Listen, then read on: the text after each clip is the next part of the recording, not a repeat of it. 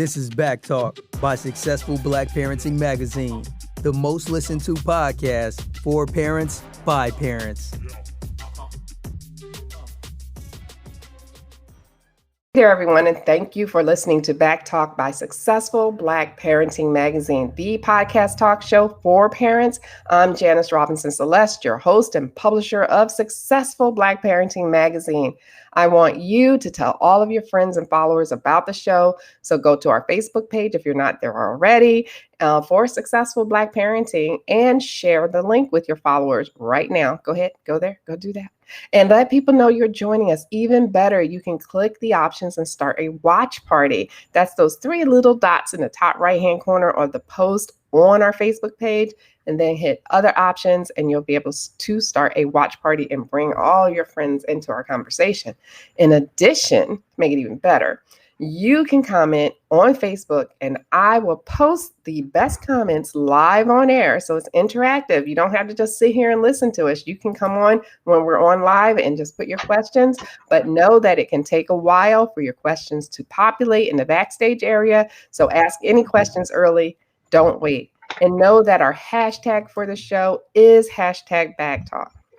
Now, today we are talking with Sadija Smiley. She is the founder and CEO of Stillborn and Infant Loss Support, and the acronym for that is SAILS, like, a sailboat. And she is dedicated to raising awareness and creating a supportive environment for families who have experienced a stillbirth pregnancy or infant loss. SAILS was created to honor the life of her daughter, Ivyanna Salene, what a beautiful name, who was born sleeping November 13, 2003.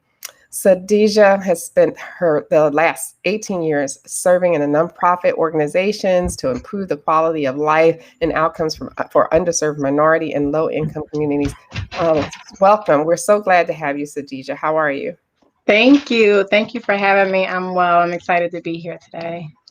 You are so wonderful. I'm so glad you touched on this topic and contacted us, because there's so many women that have experienced this and are going through it. And even one person told me they could not even listen to the podcast today because it was too tough for them. It really was difficult because they had experienced the loss. But tell us what inspired you to create SAILS. Sure. And SAILS, as you mentioned, is the acronym for Stillborn and Infant Loss Support. And I really created it for two reasons. One reason was when I lost my daughter, I realized that there weren't a lot of resources. I felt isolated. I felt alone. So I didn't want, and I felt like no one should ever have to go through this experience alone. So that was the first reason that I created it. And the second reason is to really honor the life of my daughter.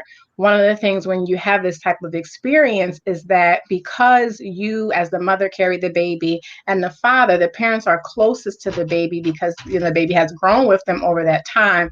Many people outside of the parents don't really or aren't able to connect with the baby or identify their connection. So once the baby passes, unfortunately, it's really mainly the parents who kind of have all the memories. And so the second reason was so that I could share her memory with my mother, which is her grandmother, and my aunts and uncles and cousins, and so that everybody would remember her. And so one of the things that's really important to a parent that has experienced a loss is that we never, ever forget the baby. So to keep her memory alive and to encourage others to keep their baby's memories alive.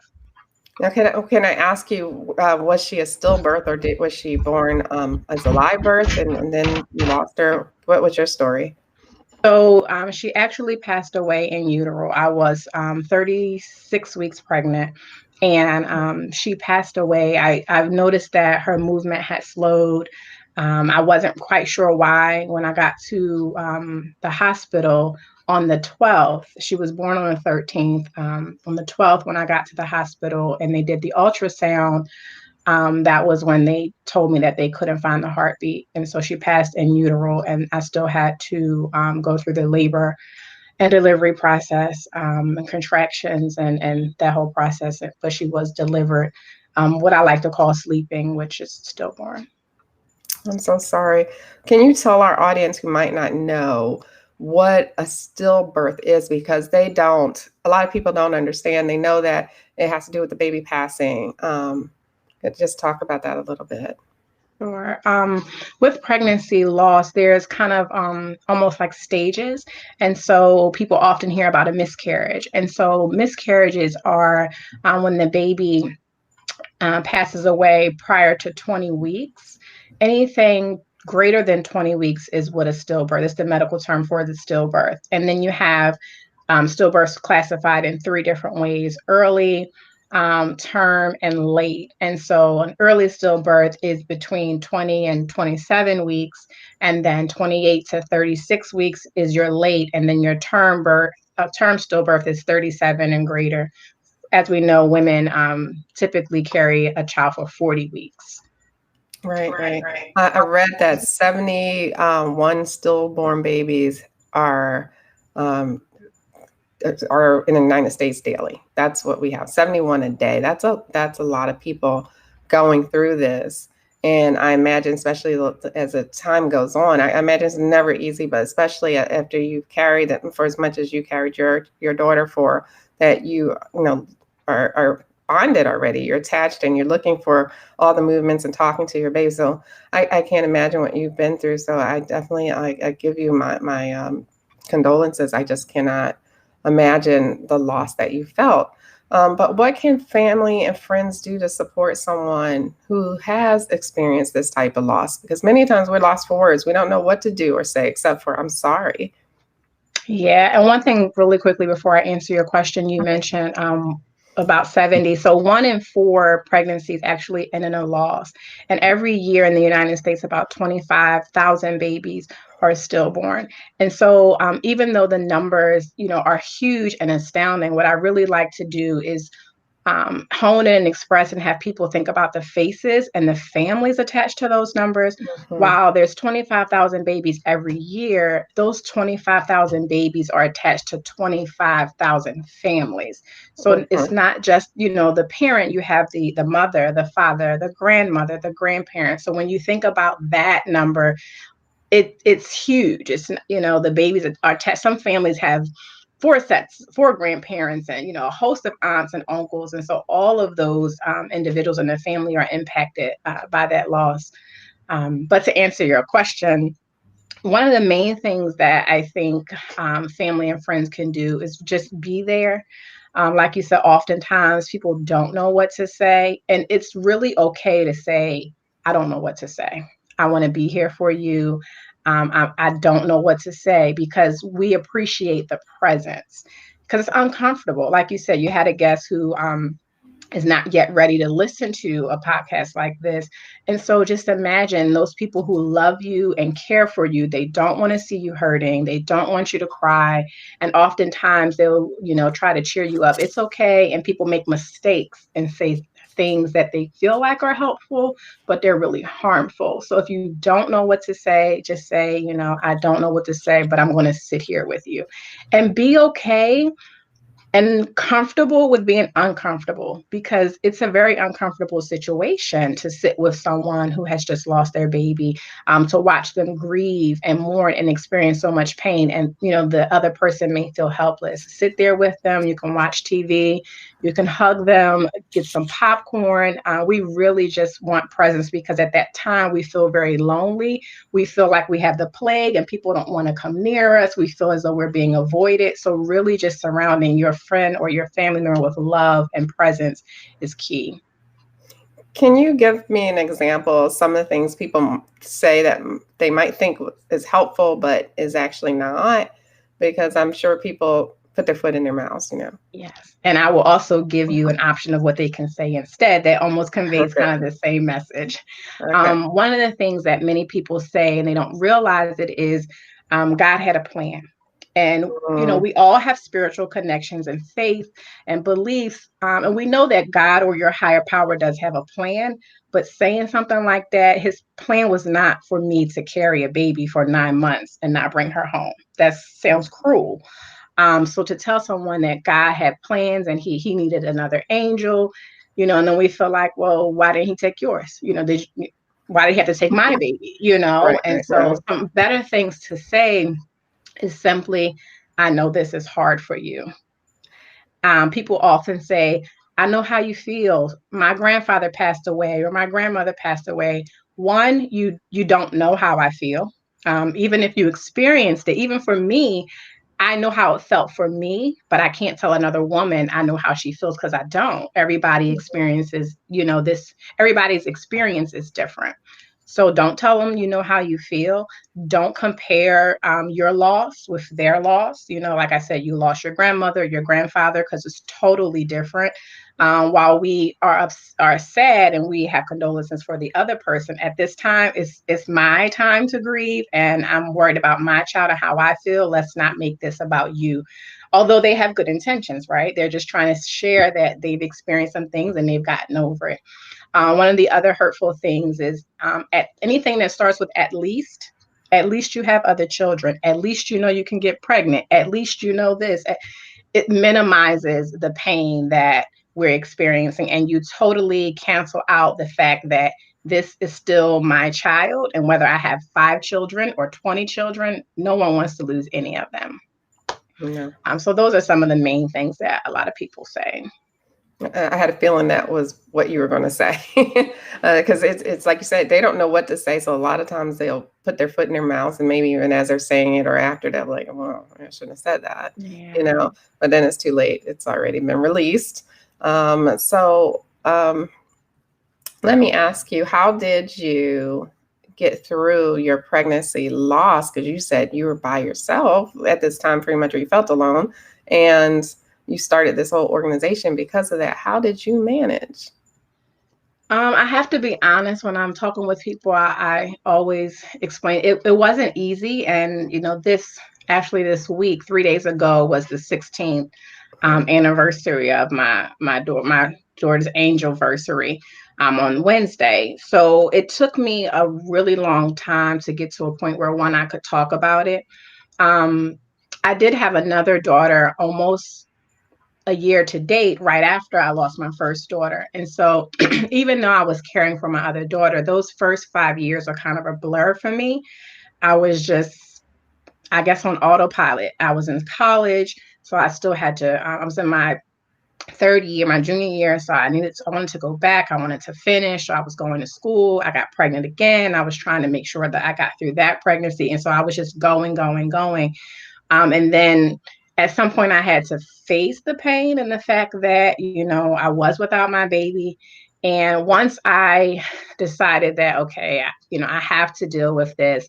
One, if I want to help other people and let them know that this is something that you can get through. You don't ever get over it. You do get through it and you can manage. That I had to face the pain that I was experiencing myself. So I went to therapy. I went to therapy. I, talked with my therapist. Before I went to individual therapy, I went to groups. And I didn't talk. I just went and I just sat and I listened because, like you mentioned, I felt alone. But being in these group spaces let me know that I was not alone. And even though I wasn't ready to share my story and my pain, listening to other people was very therapeutic and helpful for me. And then that was when I got ready to talk, was when I started going to individual therapy because I still wasn't ready to talk, in a group. And over time, it got a little easier. The more I share my story, as you probably can still hear, my voice still trembles, when I do talk about it. So it still is very painful. But the more I share my story, the better I feel in terms of the impact for other people, because there's a lot of people who can't talk, who won't talk, or they're just not interested in speaking. But it doesn't mean that, they're not feeling the pain and they haven't had this experience. So being able to be a voice to let other people know that they're not alone is very healing for me as well. Okay. No, that's it. I understand. Let me ask you, you said you were going to college. Can I ask you what you were majoring in at the time? Psychology. Psychology. My major was psychology and my minor was criminal justice. Okay, cool. I also wanted to know, basically, when you did that, how did you know that you needed to deal with your pain? Like, how did you know?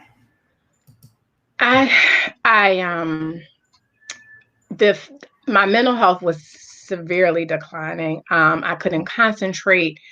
in school. And like I said, had given birth and raising another child, and I wasn't fully present for her, physically and mentally, and I wasn't sleeping. I was barely functioning, and I knew that the root cause of it was the experience I had, but I wasn't yet ready to face it. So I really went to get help to find out what was wrong with me, because I still wasn't willing to face that. The reason I was having these experiences and the sleepless nights and nightmares was because I had lost my daughter.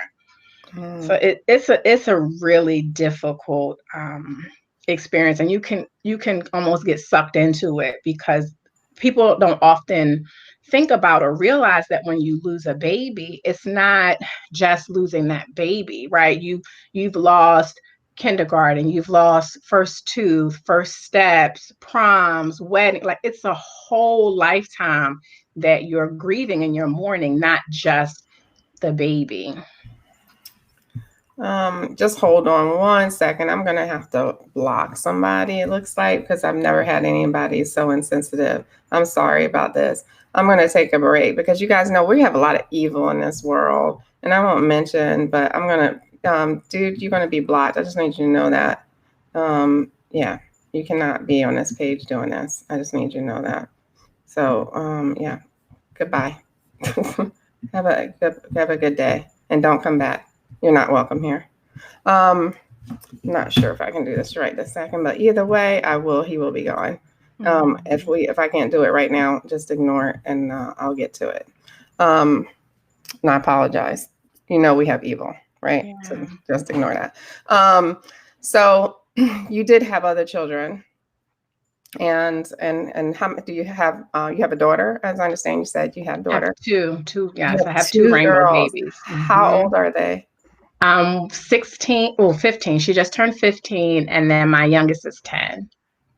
Okay. Well, congratulations. I'm glad you got to experience, all the things that you were talking about earlier that you would miss, so that you can, at least have that with them. And then I know it's hard. I know it's difficult. Let's see. Let me talk to you a little bit about what healing looks like. I know you helped other people. Like, what other things can women do to heal from this type of situation? I think the main thing, one of the things, is really to be honest with yourself and your family about how you're feeling. Oftentimes, and even still to this day, I'll say I'm okay or it's fine, and inside I'm really not. And people, as much as they want to help you, when you say you're okay, many people don't want to impose and probe and say, well, I know you're not okay. So really be honest with yourself and with those that are around you, so that they can help you. And being ready to talk about it when you're ready. Don't allow or feel pushed because someone else is sharing their story that you have to share yours. Don't rush yourself. Like I said, it took the first 5 years were kind of wiped out, and I didn't start the organization and really start talking about my daughter and my journey until probably like 2016, maybe 15, and it happened in 2003. So that's 12 years, out. So really be patient with yourself. Take it minute by minute. People say day by day, but sometimes it's just getting to that next minute or that next hour. Give yourself grace. Like I said, you've lost a lifetime of dreams with this child. And so it's going to take some time for you to really get to a point where you can acknowledge the baby and the things that you lost. Rest. Don't feel rushed to get back to work or back to life. And I say life because people say, oh, when am I going back to normal? Your normal is going to be different than what it was before. So just don't rush yourself. Be patient with yourself. Be kind. Find your outlet. For me, it was writing. I wrote letters to my daughter. I wrote letters to the people who I thought were really mean and rude and said things that were not helpful. I wrote letters, to them. I wrote letters to God. I was very angry with him about things. So writing was very therapeutic and expressive for me. And it's helpful because when you write what you're feeling that next month, or even sometimes the next day, you go back and you can see how far you've come with your emotions, your feelings, and see your accomplishments and your forward progress, although you sometimes feel stuck. So I would encourage folks to find, write or find their outlet that's really healing as well.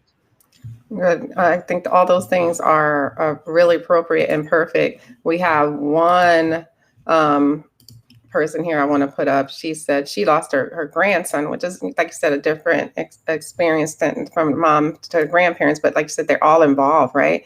And some of the things that she wanted to know, she said, I asked her if it was better to say I have 3 grandsons, or would that be a constant reminder? Because people don't want to always remind you. And she said she was unsure yet, but one of the things they did was to keep necklaces of his ashes around their neck. And I could totally see doing that. That seems like, because you're keeping them close to your heart, right? Absolutely. So what do your parents say? Do they say they have 3 granddaughters, because you have 2 other daughters? Yeah. So one thing too, thank you for sharing that, Miss Camille, I believe it says, because with the grandparent, it's almost like a double loss, because not only have they lost their grandchild, they've lost a part of their child as well. And so they're grieving twice over, because they're grieving the loss of their grandchild, and they're also trying to help their child get through this process. And as a parent, we immediately want to rush to our kids. We want to hold them. We want them to feel better. And so it's almost like twice over. So it's really difficult as a parent to watch your child go through the loss of their child. So I commend you, Camille, for asking, is it okay to say I have 3 grandsons? For my mom, she acknowledges her granddaughter. And again, that first 5 years, when I say it was a blur, I didn't talk about her. Nobody talked about her, not my mother, my father. My daughter's father, my husband at the time, no one really talked about her. So I would have loved for someone to ask me, is it okay to mention her name? Can I say I have 2 granddaughters or 3 granddaughters? So having that conversation is helpful. Now, my mother talks about her as an angel. My grandmother has also passed away, and I have an aunt. And so we talk a lot about the 3 of them up there having parties and them laughing and joking. But I always tell people that I have 3 daughters. I have 2 here on earth and 1 in heaven. And I think that's beautiful. Absolutely beautiful. We also have Donna. She said something very positive to you here. She said, you're amazing. Thank you for everything you do for the lost community and for giving us a voice, a place to feel like we aren't alone. I think that's a great commendation for you, because you are doing wonderful work out there and to help people heal. Now, let me ask, because that was a great segue for you to talk about how people can support your mission and how they can get involved. Yes, absolutely. So our mission, again, is to raise awareness about this issue. It is a public health issue, I believe. So there's a couple of different facets around. Not only is it an emotional and mental health issue, it's a public health and a physical health issue as well. So we are looking always for folks to join in with our events and activities. They can go onto our website at www.bornintosilence.org. Check out our website. They can donate. Always accepted as a nonprofit agency. We're always accepting donations to help offset costs of some of the events and things that we do. They can, when you're shopping, it's holiday season now. So when you're on Amazon doing your shopping, Amazon has Amazon Smile, which is where you can pick a nonprofit organization, and a portion of your purchase will go towards the nonprofit. It doesn't come out of your pocket. Amazon donates their proceeds, a percentage of the proceeds, to the nonprofit you pick. So go to smile.amazon.com and make sure you pick Stillborn and Infant Loss Support as the agency that you want to donate to. And you can always volunteer to help out at our events. We're here in Maryland. We have 2 champion events every year, our Survivors Summit and our Celebration. And so We're looking for volunteers to help with those. And then we have some events that happen throughout the year. So follow us, on all social media, check out our website, stay connected. Donna, thank you for your kind words. Donna has been to an event of ours as well, and we connected. Social media is very powerful. People use it for the wrong things a lot of times, but there is some good that comes out of it. You make connections. With people, and you make lifelong and lasting friends. So that's powerful too. So donate, volunteer your talents, your gifts, and when you're shopping, so on Amazon, select Stillborn and Infant Loss Support to receive a percentage of your purchase costs. Yeah. So no, I want everybody to go there now. I think that's awesome because you have the option at the top of Amazon to pick a nonprofit for your purchases to go to. So I think that's perfect. What is the one thing that you want women to know who may be experiencing the loss of an unborn child or deliver a stillbirth, through a stillbirth, I should say? The one thing that I want women to know is it's not your fault. We blame ourselves and we get caught up in the I should have known. How come I didn't feel this? Why didn't I know this? I was so stressed out. I let this happen. I let that happen. I really want women to know that it's not your fault. I really want women to know that you still are a mother. Because you don't hold your baby in your arms and in your heart instead doesn't make you any less of a woman. And it doesn't make you any less of a mother. You are a mother, you have a child, you have children, you've mothered them, you've carried them, and you love them, and you will continue to love them. Reach out for support if you feel, isolated or you feel deserted and you feel alone. There's support and help out there for you. Please reach out. And again, it is not your fault. There was nothing you could do any more wrong or any more right. Just remember that, again, it's not your fault. Oh, I think that's great advice. And please make sure you contact her. I'm going to put the website back up here, and you can talk to her directly. Let me see. Hold on. There it is. There it is up there. And if you have been through this, you can always comment later. If you want to go to that website, go to Amazon.com. These are all the things that can help this cause. So I really appreciate you being here, Sadija. So thank you for coming on our show. We're out of time, but I'm so happy to have you.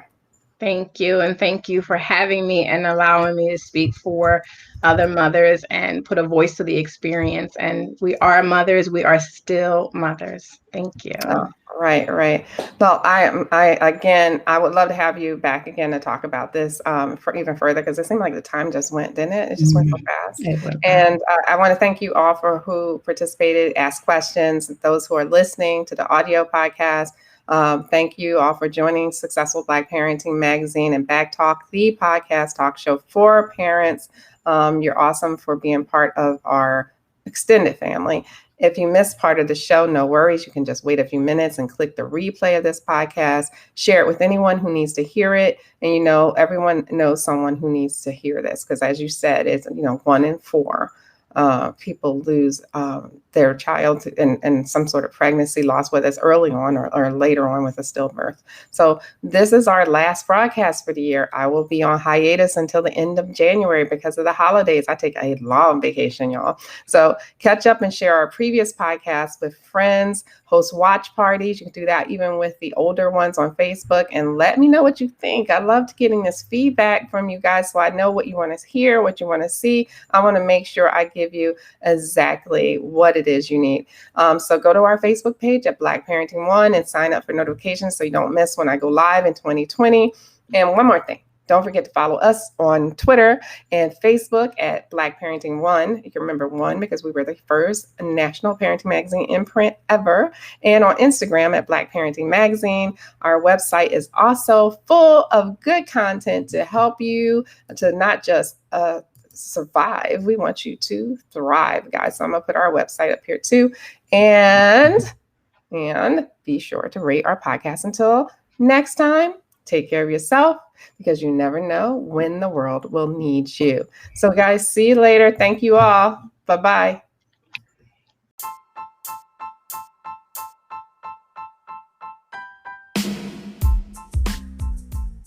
Hey guys, thank you for listening to Back Talk by Successful Black Parenting Magazine. You can help us to level up by supporting this podcast. All you have to do is go to anchor.fm and search for Back Talk by Successful Black Parenting, and then hit the button that actually says support this podcast. I want you to go there now. Go, go, go, go. And thank you ahead of time.